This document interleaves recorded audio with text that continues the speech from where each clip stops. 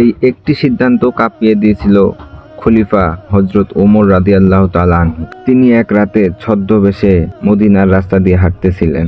হঠাৎ একটি ঘর থেকে ভেসে আসলো একটি শিশুর কান্নার আওয়াজ।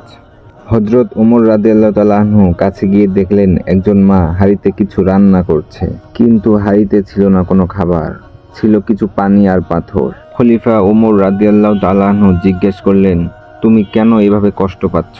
মহিলাটি বলল, খলিফা যদি আজ আমাদের খোঁজ খবর রাখতো তাহলে আজ আমার শিশুরা ক্ষুধার জ্বালায় কান্না করতো না। খলিফা তখনই সেখান থেকে বেরিয়ে চলে গেলেন বাইতুল মালে এবং সেখান থেকে আটার বস্তা এবং তেল নিজ কাঁধে করে বয়ে নিয়ে আসলেন। তার কর্মচারী তাকে বলল, হে আমিরুল মুমিনিন, আমার কাছে দিন, আমি বয়ে দিচ্ছি। কিয়ামতের দিন কি তুমি আমার বোঝা বহন করবে? তাই আজকে আমাকেই বহন করতে দাও।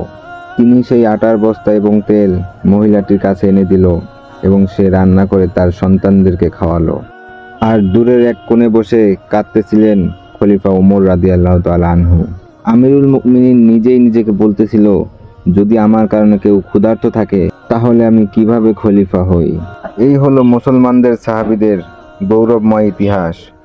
আজ যদি বাংলাদেশে এরকম শাসন হতো, প্রত্যেক শাসক যদি চিন্তা করত আমার জনগণ কষ্টে আছে, আমি কিভাবে আরামে থাকি, তাহলে হয়তো বাংলাদেশে কোনো অসহায় দরিদ্র লোক থাকতো না।